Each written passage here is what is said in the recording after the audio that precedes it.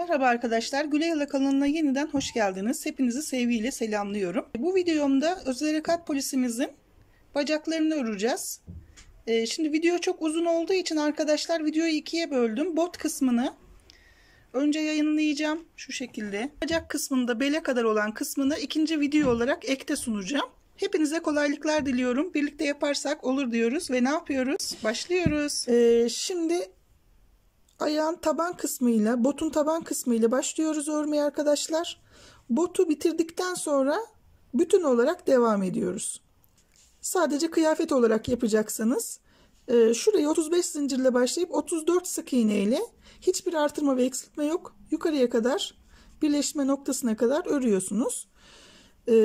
Dediğim gibi 34 tane sık iğne ile başlayıp pantolon olarak da örebilirsiniz. Örülmüş olan bir erkek bebek için kıyafet uygulaması yapacaksınız. Fakat ben bunu bot kısmından başlayıp yukarıya kadar bütün olarak örüyorum.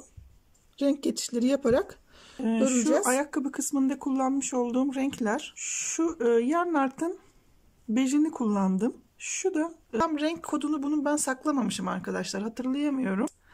Ben rengin kodunu bulabilirsem internetten size açıklama kısmına yazacağım. Ben şimdi bot kısmını bu iki renkle yapacağım. Şu renkleri kullanıyorum arkadaşlar. Hangi marka alacaksanız onun acı kahvesini alacaksınız. Kahve mesela bu Yarnart'ın şu açık kahvesi 40. Yine Yarnart'ın beji devam edecek. Ayakkabıda kullandığımız bu bej. Şöyle bir kahvem var. Bu da renk kodu 71. İplerinizin kalınlığının birbirine yakın olması önemli. Şimdi ayakkabı kısmından, bot kısmından başlayacağız. Yukarıya doğru gideceğiz arkadaşlar.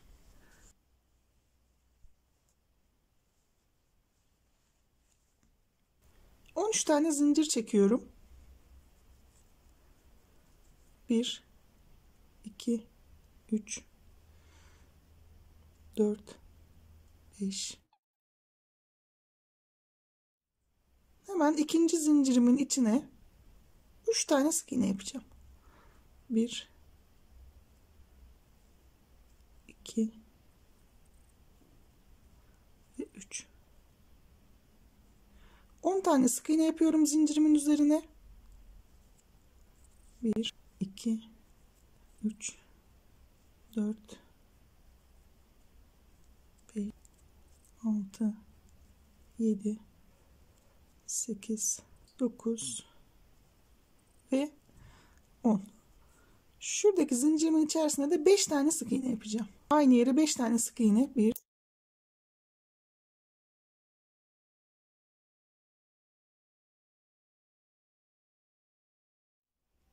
ve 5.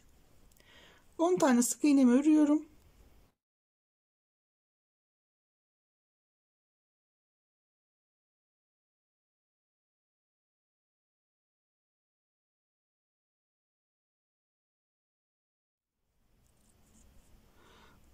Arkadaşlar şu anda 28 tane sık iğnemiz var. Burası sıra başımız olacak. Buraya bir tane işaretleyici koyabilirsiniz. Şöyle bir tane yer belirleyici, bir işaretleyici koydum. Şimdi şuradaki sık iğneme bir tane çift yapıyorum. Burada artırmış oldum. Bir tane tek, bir tane çift yapıyorum.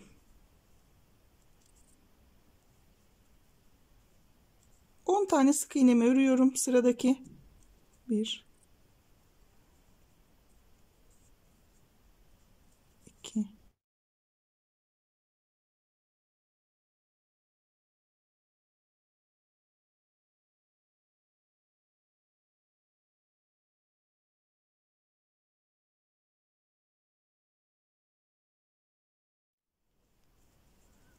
ve 10. Buradaki 5 tane yapmış olduğum sık iğnenin içerisine çift giriyorum. Her birinin içerisine çift sık iğne yapıyorum.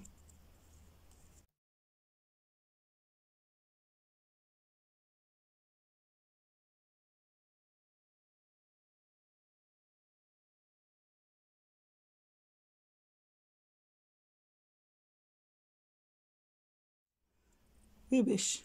5 tane çift yaptım. Şuradan sıra sonuna kadar olan 10 tane sık iğnemi örüyorum.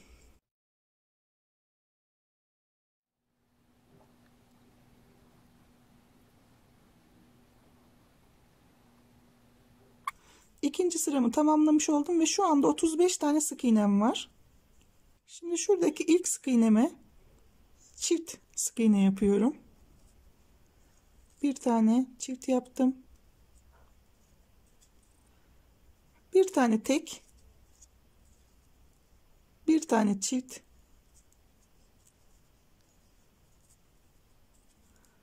bir tane tek sık iğne ve tekrar bir tane çift yapıyorum. 3 tane artırma yapmış olduk arkadaşlar burada. Şimdi 10 tane sık iğne yapacağım. 1 2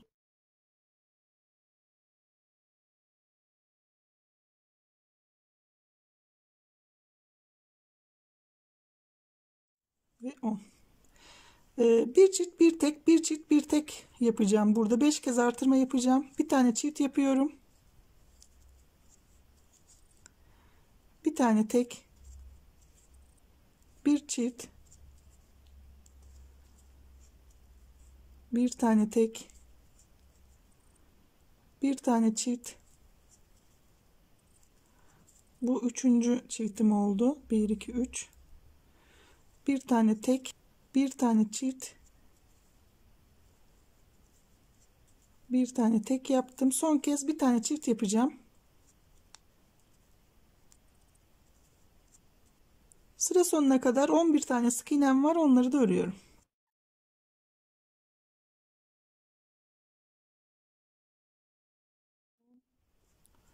Ve 11. Üçüncü sıramızı tamamladık arkadaşlar. Ve 43 tane sık iğnemiz var. Devam ediyoruz. Bir tane sık iğne yapıyorum. Bir tane çift yapıyorum.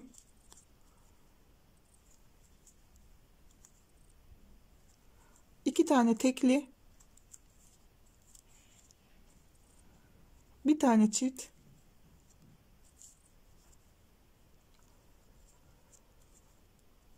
İki tane tekli ve bir tane çift.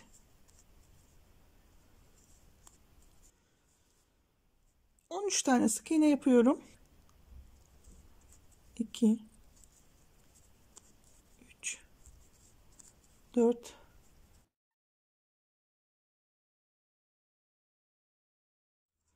12 ve 13 tane sık iğnemi yaptım. Bir tane çift yapıyorum. 3 tane tekli. 1 2 3. Bir tane çiftli. Tekrar 3 tane tekli. 1 2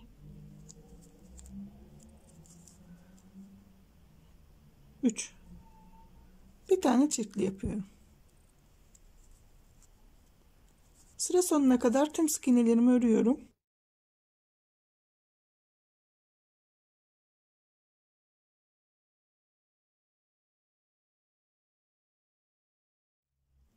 Ve 13.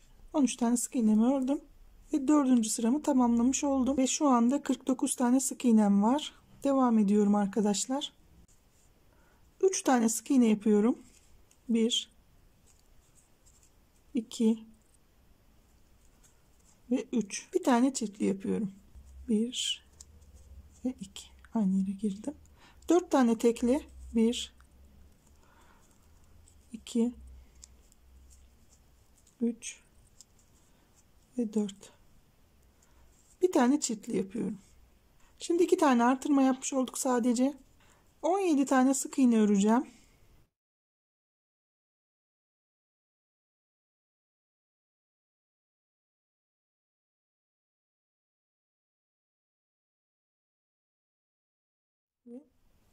Şurada 17. Bir tane çiftli yapıyorum.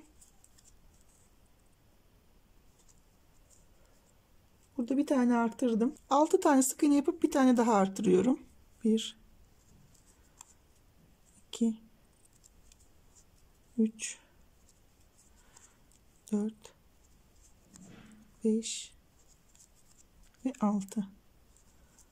Bir tane çiftli yapıyorum. Şurada sıra sonuna kadar kalan tüm sık iğneleri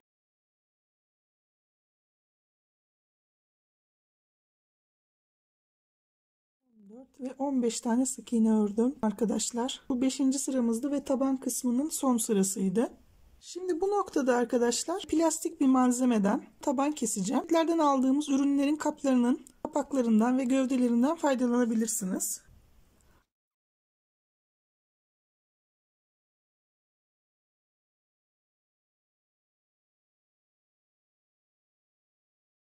İlerlettiğimiz zaman taban kısmına koyacağız arkadaşlar. Şimdi devam edelim. 3 tane sık iğnemi bir sıra bulo yaparak örüyorum.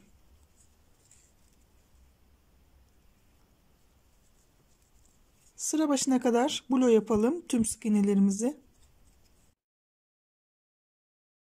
Evet, sıramı tamamladım. Şu son sık iğnemi bej ile örerek alacağım. Şimdi bir sıra bu bej ile öreceğim.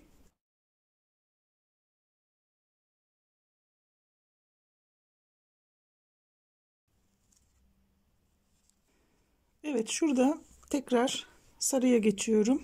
Sırada sarı ile öreceğim arkadaşlar tekrar.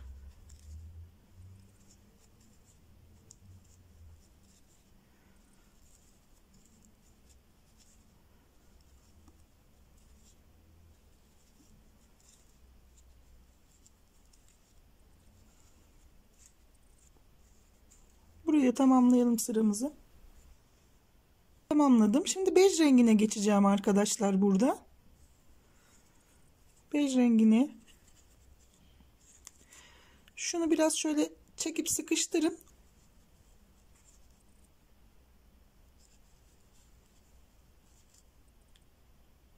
Sırada da bulo yaparak sırayı tamamlayın.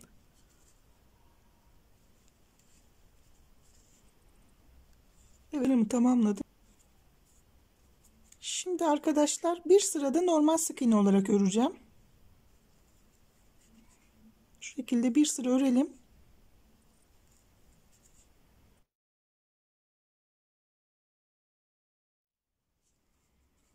Şimdi 22 tane sık iğne yapacağım. Ve ön tarafta 10 tane kesme yapacağım. 22 tane sık iğnemizi örelim. 1, 2,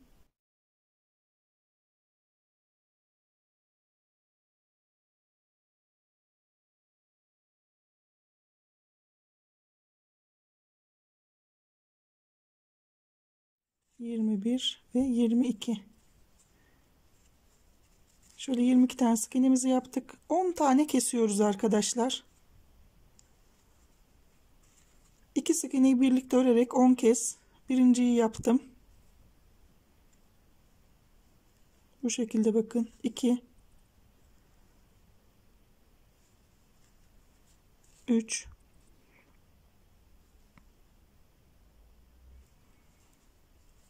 4, 5,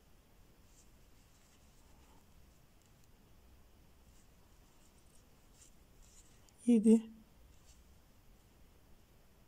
8,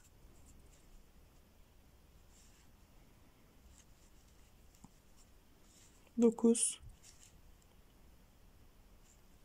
ve 10. 11 tane sık iğnem var. Onları da örüyorum.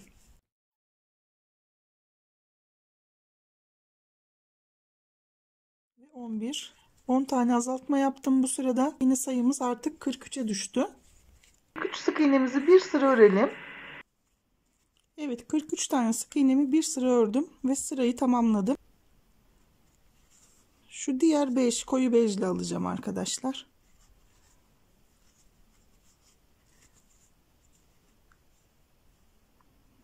Diğer rengimle şöyle örerek aldım. Şimdi 13. sıramdayım. 22 tane sık iğnemi örüyorum. 1, 2,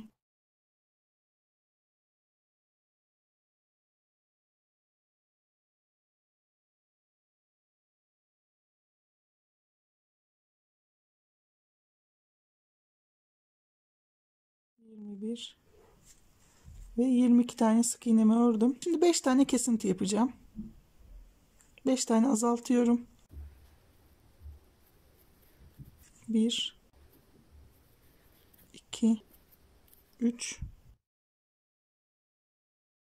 4 ve 5. 5 tane azalttım. Geriye kalan sık iğnelerimi de örüyorum sıra sonuna kadar.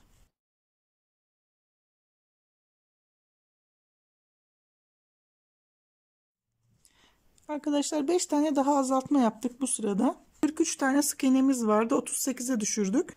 14. sıramızdayız. 22 tane sık iğnemi örüyorum. 1 2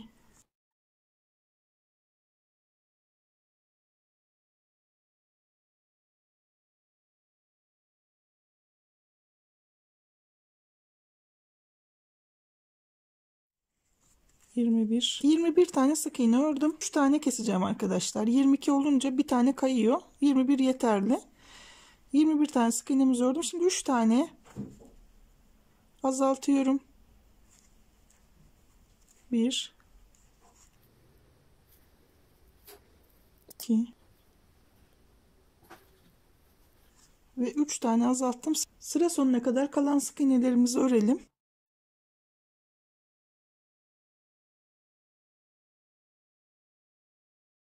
Bir tane sık iğne ördüm. Sıramı tamamladım. 3 tane daha azaltma yapmış olduk. Şu anda 35 tane sık iğnemiz var.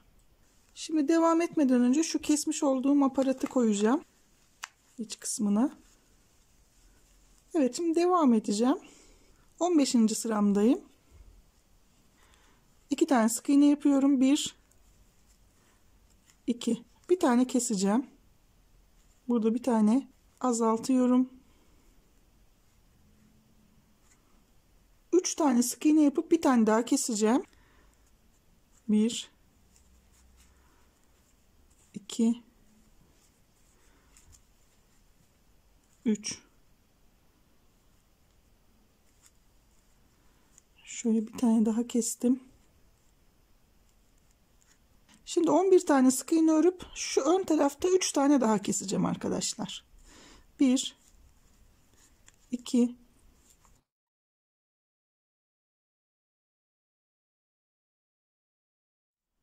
ve 11 tane ördüm. Bir tane azaltıyorum.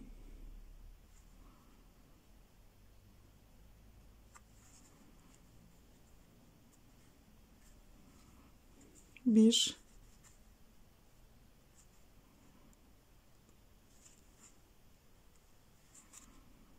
2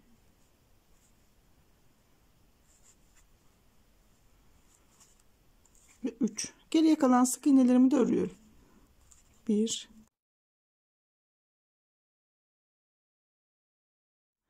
9 tane sık iğnemi ördüm. Şu anda sık iğne sayımı 30'a düşürdüm. Sık iğnemizi diğer rengimle, açık bejimle alacağım. Tarafta bırakıyorum arkadaşlar. Bulo yaparak 17 tane sık iğne yapıyorum.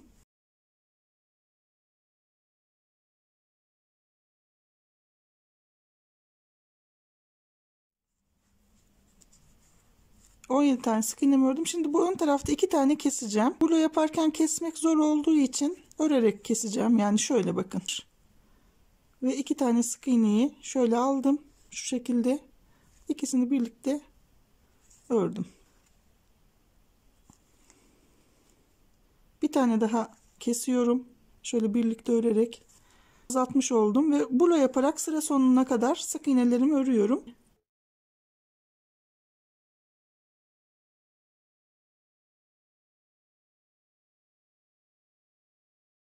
Ve 9 tane sık iğnemi ördüm. Sıramı tamamladım arkadaşlar. 4 tane sık iğne yapıp bir tane azaltacağım. 1 2 3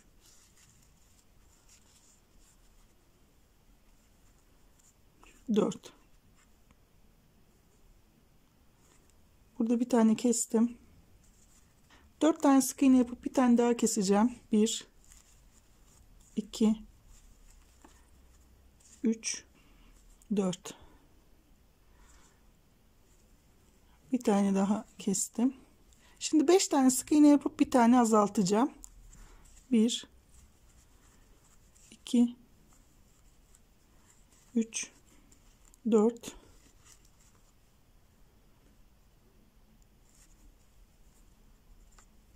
ve 5 tane yaptım sık iğnemi. Bir tane kesiyorum.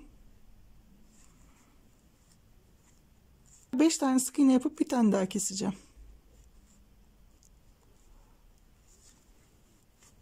1 2 3 4 5. 2 tane sık iğnem kaldı. Onları da örüyorum. Birazcık elyaf koyacağım arkadaşlar. İç kısmına, şöyle burun kısmına. Ondan sonra devam edeceğim.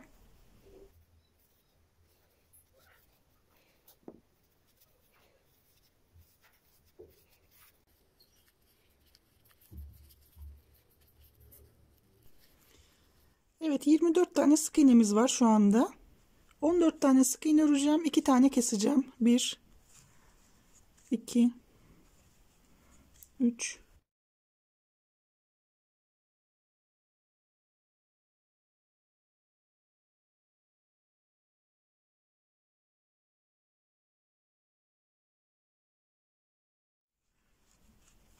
14 tane ördüm. 2 tane azaltıyorum burada. Şu birinci.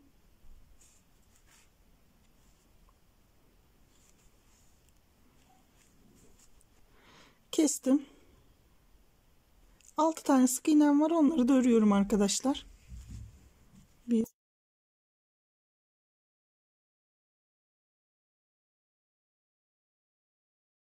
ve 6. 22'ye düşürdüm sık iğne sayımı. 2 tane sık iğnemi 6 sıra öreceğim.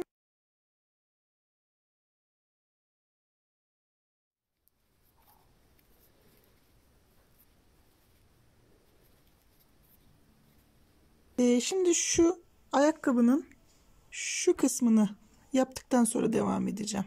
Şu kısmını yapalım. Böyle önden baktığımız zaman şu tam ortadaki olduğunu kabul edersek 1 2 şu üçüncüden şöyle aynı yere tekrar giriyorum. 25 tane sık iğne yapacağım. 2 3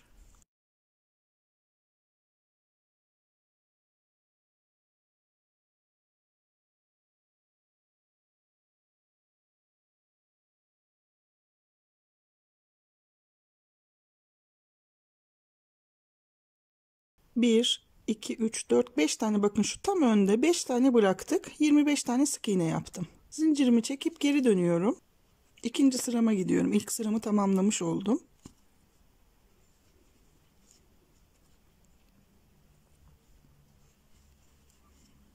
Şöyle başa kadar örüp geleyim. Evet, bakın şöyle gittim geldim. Yani 2 sıra yapmış oldum şu anda. Toplamda 8 sıra öreceğim bunu. 2 sırasını ördüm. 6 sıra daha öreceğim. Ondan sonra bu kısmını bitirip şuradan devam edeceğiz. Şimdi şu 7. sıramdayım arkadaşlar. Şu 7. sıramı tamamladım. 2 4 6, şu 7. sıram bakın. 8. sıramı şuradan başlayıp etrafını dolanarak tamamlayacağım. Yani şuradaki ilk sık iğnenin olduğu yere tığımı takıyorum.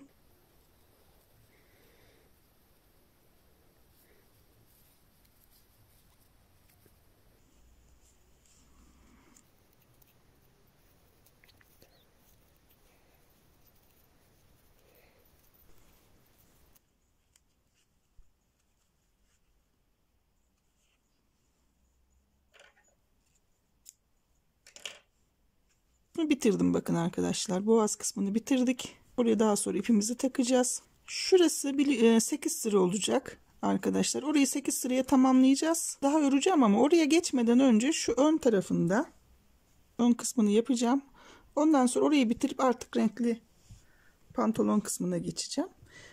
Şimdi bu ön tarafını yapmak için, şu kısmını yapmak için normalde 2.2 numaralı tığ ile örüyorum. 1.7 numaralı tığ alıyorum arkadaşlar. Yani biraz ince tığınız varsa ince tığınızla rengi ipimizi de yarı yarıya inceltelim şuradan. Şöyle ikiye bölüyorum ipimi. Bir tam orta olarak baz alırsak burada 15 tane sık iğne olacak. Buradan 1 2 3 4 5 6 7.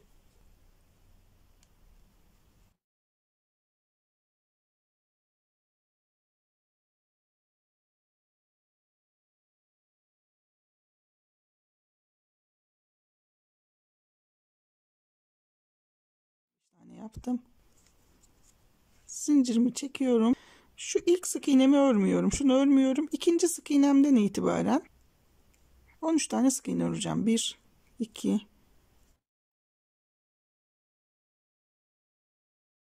3, 14 pardon 14 tane öreceğiz. Çünkü 15 tane yaptığımız için bir tane kesmiş olduk o başta. 14 tane sık iğnemi ördüm. Bir çekip dönüyorum. Burada da şu ilk sık iğnemi örmüyorum. İkinci sık iğnemden itibaren örüyorum.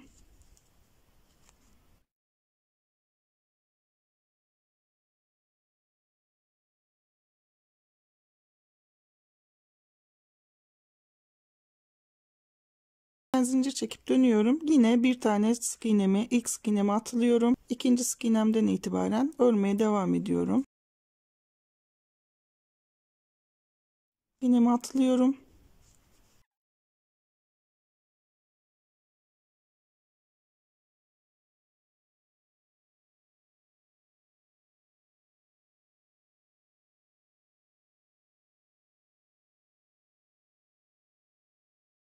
Çok yukarıya çıkmayacaksınız arkadaşlar. Şu bej rengini üzerine gelecek şekilde şöyle bıraksanız yeterli olur.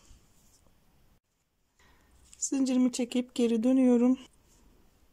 İkinciyi ördüm. 3, 4. Dördüncüyü ördükten sonra şurada bir tane atlayacağım. Yani atlıyorum, örmüyorum bakın.